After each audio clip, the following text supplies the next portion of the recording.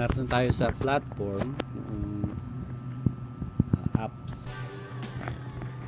So paano ngayon mag-post sa FB?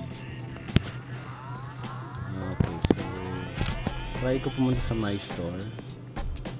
Ayan, refresh siya. Ayan. So itong lahat na ito, yan na po yung nilike ko. So example, magpo-post tayo sa FB.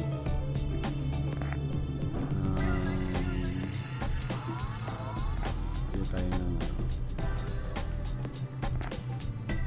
sabihin natin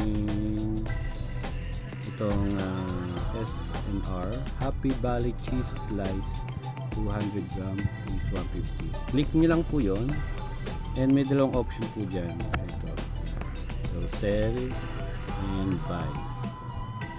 So kung magpo-post kayo sa FB, pwede nyo sell. Kung gusto nyo balihin para sa sarili nyo, press buy. So now, ang gagawin po natin ay to sell in FB, post in FB. So try natin click to. And ayan yung option yan, pwede ka mamili. So newsfeed. Ayan. Sa akin sa newsfeed yan. Messenger, pwede sa Messenger, sa mobile, diba?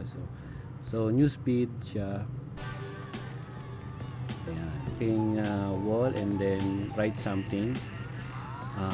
Kung ano yung gusto nyong ilagay, and then that's it, and pindutin nyo yung post. Yun lang po, ganun lang po siya kadali.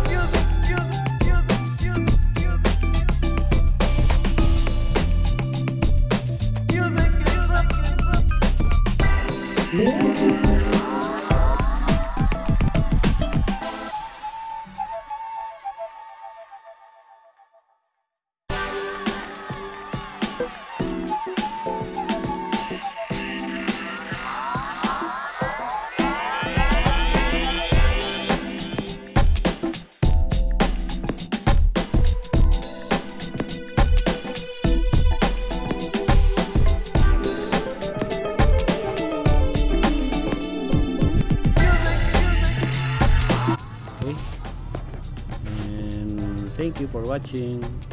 Yan po yung aking tutorial for now. Bye.